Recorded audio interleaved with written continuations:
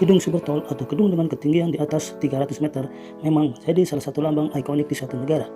Maka wajar saja jika setiap negara berlomba-lomba membangun gedung tingginya setinggi mungkin. Begitu juga dengan negara kita Indonesia. Lewat salah satu pengembangnya PT Dana Yasa Arta berencana akan membangun gedung yang paling tinggi di Indonesia, yaitu Singapura Tower dengan ketinggian 538 meter mencakup 111 lantai. Sebagai informasi tambahan, gedung tertinggi di Indonesia saat ini yang sudah beroperasi adalah Gama Tower dengan ketinggian 289 meter dengan 63 lantai. Kemudian menyusul yang sedang dibangun saat ini adalah Tamrin Line Tower dengan ketinggian 333,5 meter mencakup 70 lantai. Mengenai wacana proyek gedung Singapura Tower, sebenarnya proposal proyek ini sudah ada beritanya sejak tahun 2013, tapi sampai saat ini tahun 2020, mengapa belum dibangun juga? Inilah beberapa penyebabnya. Di beberapa sumber yang berhasil dirangkum, inilah 6 alasan yang menjadi penyebab proyek Singapura Tower belum dibangun hingga saat ini. 1. Likuiditas dalam negeri. Dikutip dari Occasion.com, Direktur SCBD PT Dana Yasa Arta, Bapak Agung R. Prabowo, hal yang menjadi alasan kenapa Singapura Tower belum juga dibangun karena masalah likuiditas dalam negeri.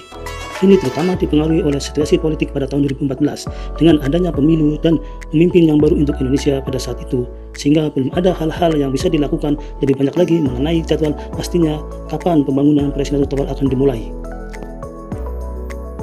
2. Perizinan proyek pencakar langit. Proyek ini sangat menjulang tinggi sebagai gedung pencakar langit. Tentu saja perizinannya lebih rumit dan lebih banyak memakan waktu. Dengan gedung setinggi 638 meter dan mencakup 111 lantai, maka dibutuhkan kesabaran lebih tinggi dalam proses perizinannya. 3. Pasar perkantoran yang sedang jenuh di Jakarta. Dikutip dari Tirto.id, Tony Susanto, Direktur PT Graha Mas Adi Sentosa, yang merupakan anak usaha dari PT Dana Yasa Arta, menurut beliau, belum dimulai pembangunan proyek ekonomi tersebut karena menimbang kondisi pasar perkantoran yang masih belum menjanjikan.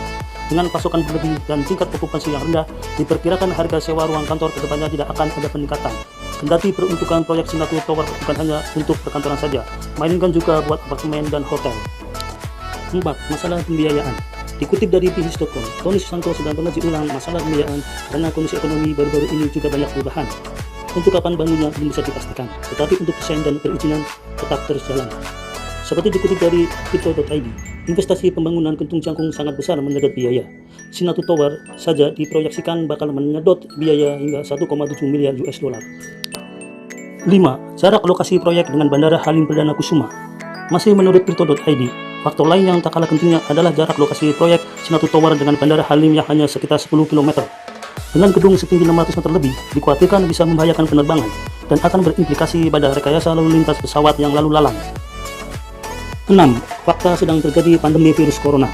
Bisa jadi developer pengembang proyek Singapura Tower sedang wait and see untuk memulai pembangunannya, karena sedang terjadi pandemi virus corona yang belum tahu kapan berakhir. Proyek-proyek lain saja yang sedang jalan, banyak yang lockdown karena pandemi ini, apalagi proyek besar yang masih dalam tahap desain dan pengurusan perizinan. Itulah 6 penyebab jika Singapura Tower hingga saat ini belum dibangun. Tapi tentu saja developer pengembang yang lebih tahu apakah proyek ini akan berlanjut atau malah batal. Manusia hanya bisa berusaha, tetapi kuasa pada akhirnya hanya Allah yang menentukan.